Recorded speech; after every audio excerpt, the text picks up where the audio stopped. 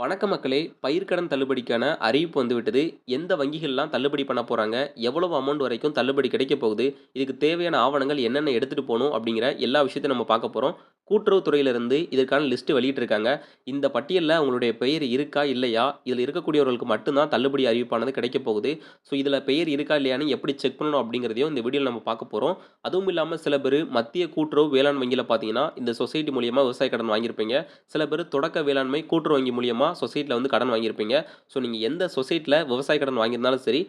5,00,000 வரைக்குமே நீங்க விவசாய கடன் வாங்கியிருந்தீங்கன்னா, முழுவதுமாக தள்ளுபடி செய்யப்படும் அப்படின்னு முதலமைச்சர் விஜய் அவர்கள் வந்து தேர்தல் வாக்குறுதியில அறிவிச்சிருந்தாங்க.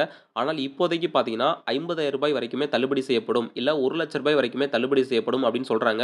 இன்னொரு பக்கம் பார்த்தீங்கன்னா, ரூ. 5,00,000 வரைக்குமே தள்ளுபடி அறிவிப்பானது வந்திருக்கு அப்படின்னு தேர்தல் வாக்குறுதியில பார்த்தீங்கன்னா சொல்லியிருந்தாங்க. இதுல எது உண்மை? எது பொய்யி? உண்மையாவே தமிழக அரசு எவ்வளவு அமௌண்ட் வரைக்கும் தள்ளுபடி அறிவிச்சிருக்காங்க? யாருக்கெல்லாம் இது கிடைக்கப் போகுது? அப்படிங்கிற முழு விவரத்தையும் இந்த வீடியோல நம்ம டீட்டெயிலா பார்க்க போறோம். இது போன்று மத்திய அரசு மற்றும் மாநில அரசு கொடுக்கக்கூடிய இலவசங்கள், நலத்திட்டங்கள் பற்றி நீங்க உடனே தெரிஞ்சுக்கணும் அப்படின்னா, நம்ம சேனலை சப்ஸ்கிரைப் பண்ணி பக்கத்துல இருக்கக்கூடிய பெல் ஐகான் பிரஸ் பண்ணிக்கோங்க.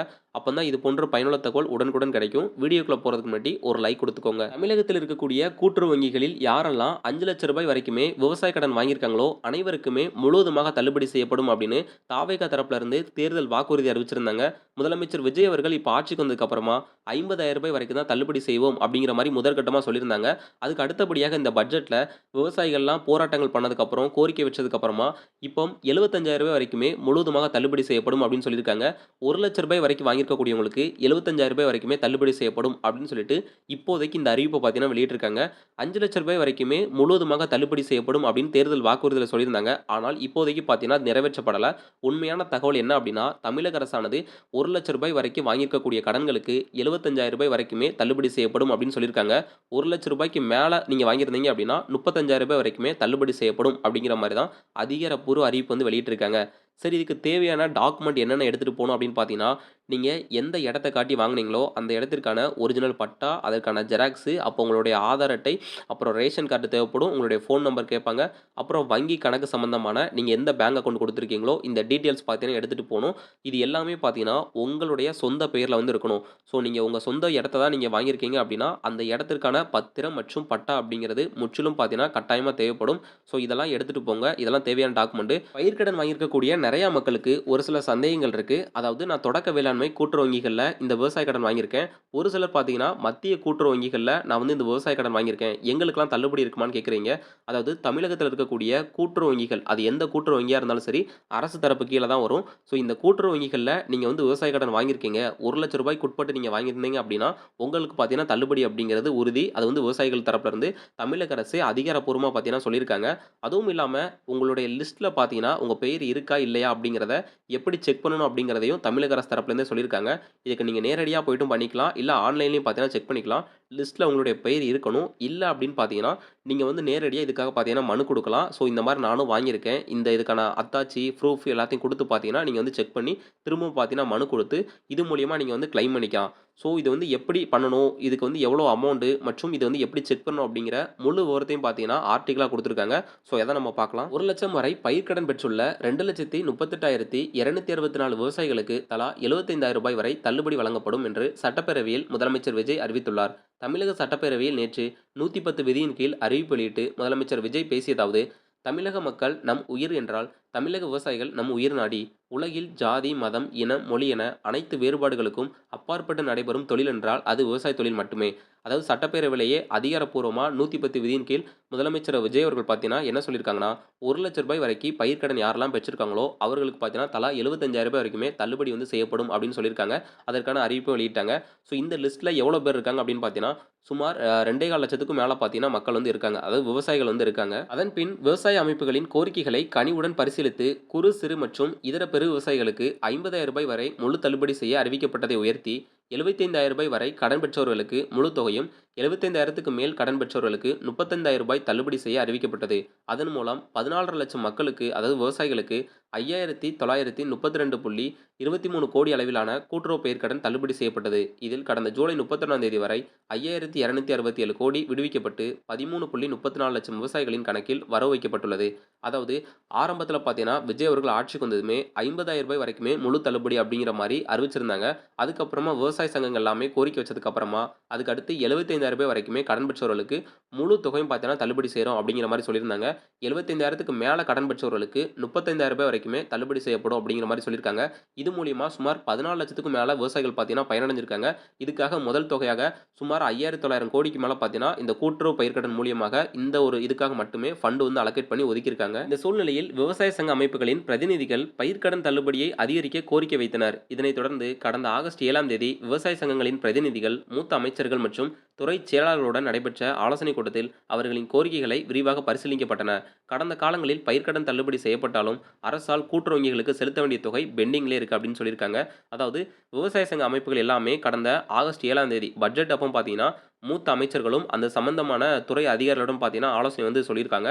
ஸோ இதில பார்த்தீங்கன்னா, ஆல்ரெடி போன திமுக ஆட்சியில பயிர்க்கடன் தள்ளுபடி செஞ்சிருந்தாலும், கூட்டுறவுத்துறைக்கு பார்த்தீங்கன்னா, ஆல்ரெடி இவங்க குடுக்க வேண்டிய தொகைய பார்த்தீங்கன்னா, பெண்டிங்ல இருக்கு அப்படிங்கிற மாரி சொல்லியிருக்காங்க. கடந்த 2021ஆம் ஆண்டில் பயிர்க்கடன் தள்ளுபடி செய்யப்பட்ட தொகை 2021 முதல் 2026 வரையிலான காலத்தில் அரசால் 12 தவணைகளாக கூட்டுறவு வங்கிகளுக்கு செலுத்தப்பட்டுள்ளது. ஆனால் அந்த கால அவகாசம் நமது அரசுக்கு தற்போது இல்லை. அதாவது 2021 முதல் 2026 வரைக்குமே திமுக ஆட்சி அப்படிங்கிறது நடைபெற்றது. இதில விவசாயிகளுக்கு பயிர்க்கடன் தள்ளுபடி அளிச்சாங்க. ஸோ இதுக்காக அமௌண்ட் பார்த்தீங்கன்னா, பயிர்க்கடன் சம்மந்தமாக கூட்டுறவு வங்கிகளுக்கு வந்து செலுத்த வேண்டிய தொகை அப்படிங்கிறது 12 தவணைகளா குடுத்துருக்காங்க. இன்னுமே பார்த்தீங்கன்னா பெண்டிங்ல இருக்கு. இன்னும் குடுக்க வேண்டிய அமௌண்ட் வந்து இருக்கு. ஆனால் இப்ப தாவேக்கா ஆட்சிக்கு வந்து 4 மாதங்கள் தான் ஆகுது. இந்த அவகாசம் அப்படிங்கிறது பார்த்தீங்கன்னா, நம்மளுடைய அரசுக்கு வந்து இல்லை அப்படிங்கிற மாரி சொல்லியிருக்காங்க. இந்திய ரிசர்வ் வங்கியின் கடந்த 2025ஆம் ஆண்டு நவம்பர் 28ஆம் தேதி கடிதத்தில் அரசு கடன் தள்ளுபடி திட்டங்களுக்கான செயல்பாட்டு நடைமுறையின்படி பயிர்க்கடன் தள்ளுபடிக்கான முழு தொகையும் அரசானது 45 முதல் 60 நாட்களுக்குள் கூட்டுறவு வங்கிகளுக்கு முழுமையாக செலுத்த வேண்டும் என்ற வழிமுறை நடைமுறையில் வந்துள்ளது. இந்த வழிகாட்டுதலின்படி தமிழக அரசின் நிதிநிலை மற்றும் நிதி ஆதாரங்கள் ஆகியவற்றில் கருத்தில் கொண்டும் இந்த இக்கட்டான சூழ்நிலையிலும் கூட்டுறவு வங்கிகள் மூலம் வழங்கப்பட்ட பயிர்க்கடன்களுக்கு கூடுதல் தள்ளுபடியை வழங்க அரசு முடிவு செய்துள்ளது. அதாவது ரிசர்வ் வங்கி பார்த்தீங்கன்னா 2025ஆம் ஆண்டு ஒரு புதிய திட்டத்தை பார்த்தீங்கன்னா கொண்டு வந்தாங்க. அதாவது புதிய முறையை வந்து கொண்டு வந்தாங்க. அது பயிர்க்கடன் பார்த்தீங்கன்னா சம்பந்தமாக அரசு தரப்பிலிருந்து ஏதாவது சொல்லியிருந்தாங்க அப்படின்னா 45லிருந்து 60 நாட்களுக்குள் கூட்டுறவு வங்கிகளுக்கு பார்த்தீங்கன்னா முழுமையாக அந்த தொகையை வந்து செலுத்தணும் அப்படிங்கிற மாதிரி சொல்லியிருக்காங்க. இந்த வழிகாட்டுதலுக்கு அப்புறமா இப்போதைய நிதி நிலைமை பார்த்தீங்கன்னா தமிழகத்தில மோசமா இருக்கு. நாங்க இதுக்காக பார்த்தீங்கன்னா அமௌண்ட் வந்து விவசாயிகளுக்கு கம்மியா தான் பார்த்தீங்கன்னா தள்ளுபடிக்கான அறிவிப்பு இந்த காரணத்தினால தான் வெளியிட்டிருக்கோம் அப்படின்னு சொல்லியிருக்காங்க. ஸோ இதுவும் இல்லாம கூட்டுறவு வங்கிகள் வந்து ஆல்ரெடி பெண்டிங்ல இருக்கக்கூடிய பட்சத்தில இப்போதைக்கு இருக்கக்கூடிய ஃபண்ட வச்சு தான் நாங்க இது எல்லாமே மேனேஜ் பண்ணியிருக்கோம். வருங்காலத்தில் பார்த்தீங்கன்னா இதற்கான தள்ளுபடி அப்படிங்கிறது கூடிய விரைவில் அதிகரிக்கலாம் அப்படிங்கிற மாரியும் சொல்லியிருக்காங்க. அதன்படி ரூ. 75,000 வரை பெற்றுள்ள பயிர்க்கடன்கள் 100% முழுமையாகவும், 75,000 முதல் ரூ. 1,00,000 வரை பெற்றுள்ள பயிர்க்கடன்களுக்கு அதிகபட்சமாக ரூ. 75,000 வரையும், 1,00,000க்கு மேல் பயிர்க்கடன் பெற்றுள்ளவர்களுக்கு அதிகபட்சமாக ரூ. 35,000 வரையும் தள்ளுபடி வழங்கப்படும். இதன் மூலம் ரூ. 75 முதல் ரூ. 1,00,000 வரை பயிர்க்கடன் பெற்றுள்ள 2,38,224 விவசாயிகளுக்கு தலா ரூ. 75,000 தள்ளுபடி வழங்கப்படும். அதாவது இதுக்கு முன்னாடி ரூ. 50,000 வரைக்கும் தள்ளுபடிய அப்படியே மாத்தி ரூ. 75,000 வரைக்குமே தள்ளுபடி அப்படிங்கிறது 100% பார்த்தீங்கன்னா முழுமையா கொண்டு வந்திருக்காங்க.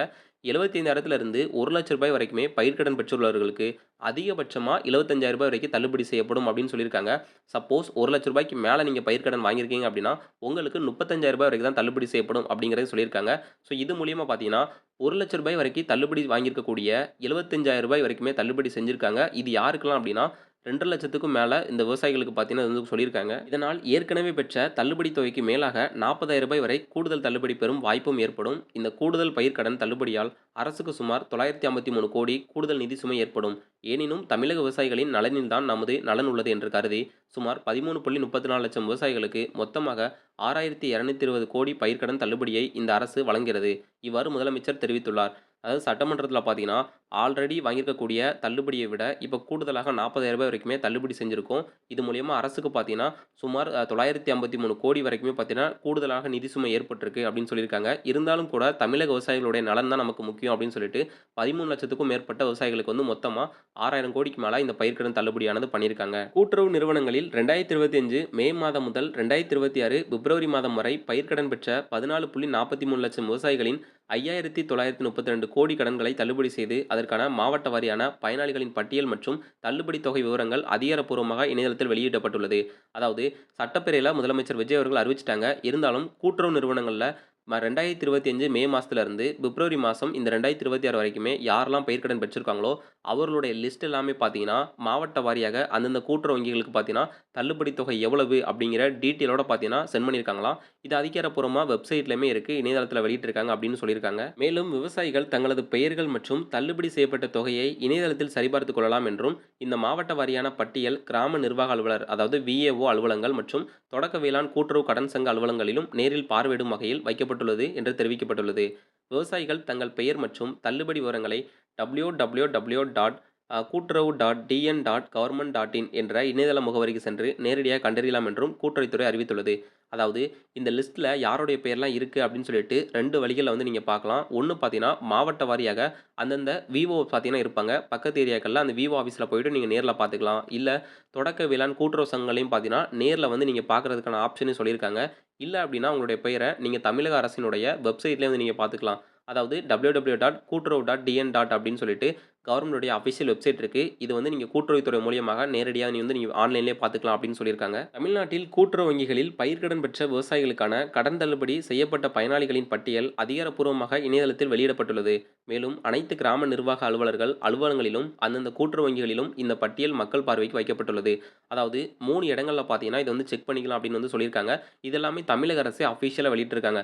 அதாவது ஒரு பயனாளி இருக்காங்க அப்படின்னா, அவர்களுடைய விவரங்கள் மற்றும் இடம் சம்மந்தமான தகவல், அப்புறம் அவங்களுக்கு எவ்வளோ நிதி பார்த்தீங்கன்னா அலோகேட் பண்ணியிருக்காங்க, எவ்வளோ தள்ளுபடி வந்திருக்கு, இது சம்மந்தமான எல்லா தகவலையுமே ஆன்லைன்லயும் பார்த்தீங்கன்னா வெளியிட்டிருக்காங்க. ஸோ இது ஓப்பன் சோர்ஸா இருக்கு. இத தவிர பார்த்தீங்கன்னா, விவோ ஆஃபீஸ்லயும் பார்த்தீங்கன்னா ஓப்பன் சோர்ஸா இருக்கு. இது இல்லாம தொடக்க வேளாண்மை நீங்க எந்த கூட்டுறவு சொசைட்டில வாங்கியிருக்கீங்களோ, அந்த சொசைட்டிலயே நீங்க வந்து நேரடியா போய் செக் பண்ணிக்கலாம் அப்படிங்கிற மாரியும் ஆப்ஷன் வந்து குடுத்திருக்காங்க. கடன் தள்ளுபடி செய்யப்பட்ட விவசாயிகளின் பெயர், தள்ளுபடி செய்யப்பட்ட தொகை உள்ளிட்ட விவரங்கள் வெளிப்படைத்தன்மையுடனும் வெளியிடப்பட்டுள்ளன. விவசாயிகளின் வசதிக்காக மாவட்ட வாரியான இரு பட்டியல்கள் கூட்டுறவுத்துறையின் அதிகாரப்பூர்வ இணையதளத்தில் பதிவேற்றம் செய்யப்பட்டுள்ளது. விவசாயிகள் தங்கள் பெயர் மற்றும் தள்ளுபடி விவரங்களை www.கூட்டுறவு.dn.gov.in என்ற இணையதள முகவரிக்கு சென்று சரிபார்த்துக் கொள்ளலாம். ஸோ இப்போ நம்ம சொன்ன மெயில் ஐடி மூலியமா பார்த்தீங்கன்னா, நீங்க வந்து செக் பண்ணிக்கலாம். நான் ஸ்க்ரீன்ல வந்து குடுக்குறேன். இது மூலியமா நீங்க டைப் பண்ணி இணையதளத்தில செக் பண்ணிக்கலாம்.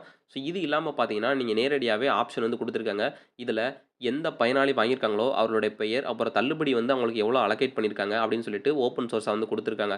இது எதுக்காக அப்படின்னு பார்த்தீங்கன்னா, நெறைய பேரு வேறு ஒருவருடன் இடத்த பார்த்தீங்கன்னா, ஒத்திக்கு எடுத்திருப்பாங்க, இல்ல வாடகைக்கு எடுத்திருப்பாங்க. அந்த இடத்தினுடைய பட்டா, பத்திரத்த வச்சு பார்த்தீங்கன்னா, இவங்க வந்து லோன் அப்படிங்கிறத வாங்கியிருப்பாங்க. இந்த மாரி யாருமே வாங்கக்கூடாது அப்படிங்கிறதுக்காக தான், இப்போ நேரடியா ஆன்லைன் மூலியமாகவே எல்லாமே வெளியிட்டிருக்காங்க.